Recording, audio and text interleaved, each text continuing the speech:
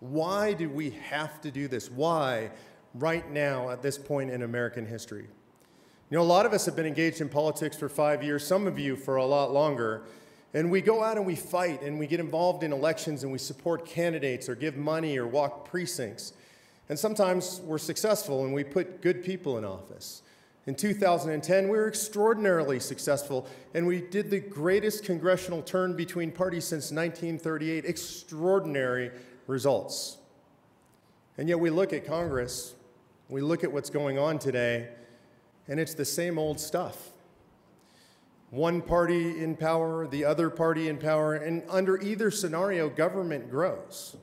And so today we're engaged in another epic electoral struggle. 2014 is a very important year in electoral politics, and it looks like, for those of us who maybe affiliate more closely with the Republican Party, that we may have a significant victory. We may take, and I believe we will take, control of the Senate with Republicans. That's pretty good, right? It's pretty good. It's a start. So then we will control both houses of Congress. And then 2016 will roll around, and those of us who pay attention to politics will get engaged, and we will be fighting in a presidential election. An election that might determine the course of this country's history. It might arguably be the most important presidential election in our lifetimes. And you know, for those of us who are liberty lovers, we have a pretty interesting slate of candidates. There's some people that are saying some really good things. You know, there are guys out there, Ted Cruz, Scott Walker, Rand Paul. I mean, I am hearing some things I really like to hear. And so sometimes I kind of sit back and I lean back in the chair at my desk in my home office and I think, maybe, just maybe in 2016, we will elect a liberty-loving president. That sounds pretty good, right? Maybe.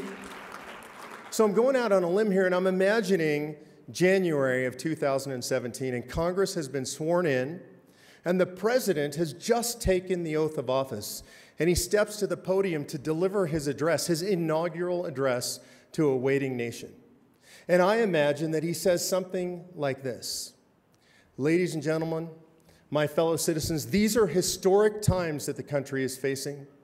The government has grown beyond all bounds ever imagined by the founders. It's grown beyond all bounds ever placed on it by the Constitution. And today I pledge to you something radical. I pledge that I will spend the next 4 years focused on reducing the power of the presidency, focused on reducing the power of the United States Congress, and focused on reducing the power of the United States Supreme Court. That sounds pretty good, doesn't it? Does anybody in here believe for a moment that's what the person is going to say? And we laugh about that. It's not funny. That's not funny at all. That's really sad. The pinnacle of our electoral experience as a nation, the thing that we collectively are fighting for, the idea that maybe we could have a quote-unquote conservative majority in Congress and a conservative president. And what we all say, we all laugh, and we realize what we're doing is we're fighting to win to lose. This ultimate victory, so that we can continue to give our way, our liberties and our freedoms, to have them taken away by people who don't care about us. That's what we're fighting for. That's not enough. That cannot possibly be our end game. If it's our end game, then we're giving up. I'm not giving up. That's not enough. It's not enough for me. It's not enough for my children. It's not even enough for my retired parents. There has to be more. And when we look for more, when we say, how can we possibly restrain the tyranny, the only answer that you can find is in Article 5 of the Constitution. Thank God in the last 2 weeks of that convention in 1787, that sweltering summer, that George Mason had the wisdom to stand and say something like this, probably a lot more eloquently than I. He said, are we so naive as to believe that a Congress and a government that has grown tyrannical will propose such amendments as would restrain its own tyranny? The wisdom, the foresight were incredible. They were so powerful even in the moment that the idea of adding the second clause of Article 5, which gave us, the citizens, the power through the states to call this convention, the wisdom was so profound even in the moment that that was adopted unanimously and made the second clause of Article 5. And when they gave it to us, it wasn't an option.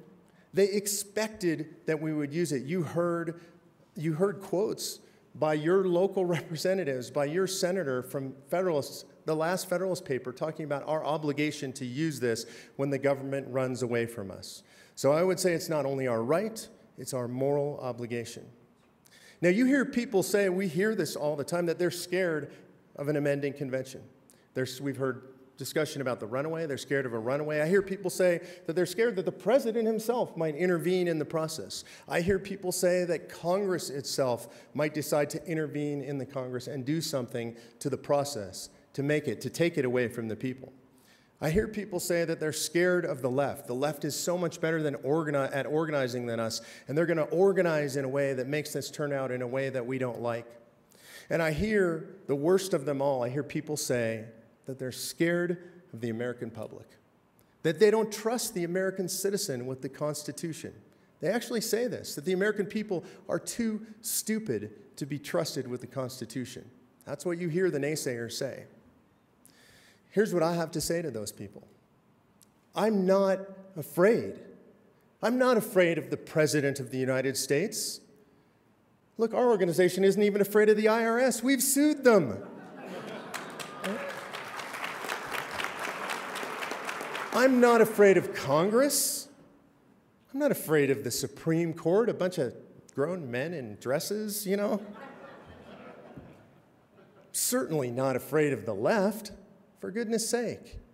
And fundamentally and most importantly, I don't fear the American people. The American people founded this nation. In every crisis that we've ever faced, the only thing to save the nation have been the American people, and they are the only thing that ever will save this nation. The sovereign citizen. Thank you. You are the American people. You are the sovereign citizen in the greatest experiment ever in the history of governance on the planet. You were made the sovereign in this country. You, the American citizen, are in charge. And I would challenge you to join with the people up here and so many in this room that are standing and saying, we are not afraid, because you only have two options. Two options. You can side with the naysayers, and you can cower in the corner in fear. And let's be fair, fear is a very powerful emotion, right? Probably the most powerful human emotion. When people are really scared, and they are genuinely scared, people don't think clearly when they're scared.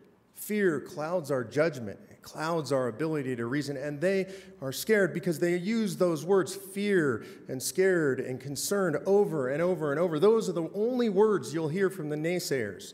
I understand they're scared. I'm not scared. And you have your choice. You can cower in the corner in fear while we lose our nation, or you can stand and fight with us as the sovereign citizens that intend to make this country what it was always intended to be. Thank you guys for standing with the people up here.